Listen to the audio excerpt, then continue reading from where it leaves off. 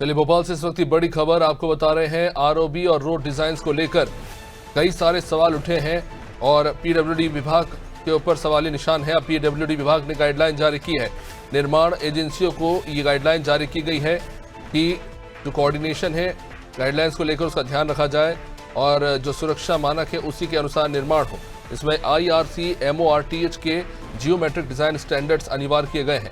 Sharp turn curve या फिर transition length या सुपर एलिवेशन जैसे तकनीकी बिंदुओं पर खास तौर से ध्यान दिया जाए। निर्माण से पहले और बाद में डिजाइन की जांच हो। स्थानीय एजेंसियों के साथ समन्वय का अनिवार्य रूप से कोऑर्डिनेट उन्हें करना होगा।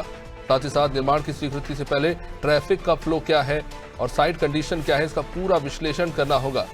शबाना हमारे साथ इस वक्त जुड़ी हुई है। शबाना, जो 90 डिग्री का आरओबी था उसके चलते कहीं ना कहीं पीडब्ल्यूडी विभाग समारोह के घेरे में तो है ही। अब एक के बाद एक जो लापरवाहियां निकलकर सामने आई है, कहीं ना कहीं वही कारण है कि अब गाइडलाइन जारी करना पड़ा है।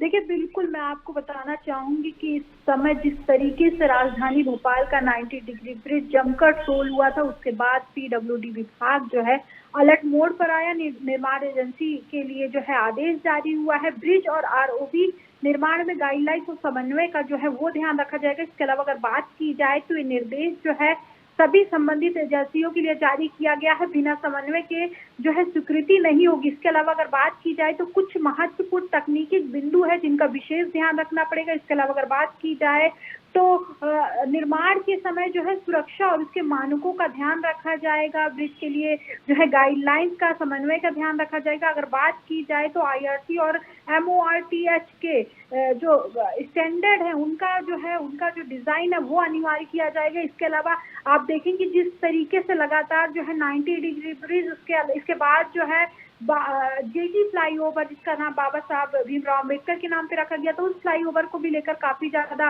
विवाद हो रहा था। तो अब ऐसे में जो है पीडब्ल्यूडी विभाग का निर्देश जारी हुआ और निर्देश में सारे मानक लिखे जाएंगे और मानक के हिसाब से जो है फ्लाईओवर बनने के बाद और बनने से पहले सभी मानकों पर खरा उतरेगा, जिसके बाद इसका निर्माण होगा। अगर बात की जाए तो इसके लिए निर्देश जारी कर दिया गया है। सभी संबंधित जो विभाग है उनको निर्देश जारी किया गया और जो लोग इसके बावजूद भी गलती करते हैं उन पर कड़ी से कड़ी कार्रवाई की जाएगी और जांच एजेंसियां जो है पूरे मामले में सख्त तरीके से कार्रवाई करने के लिए तैयार है।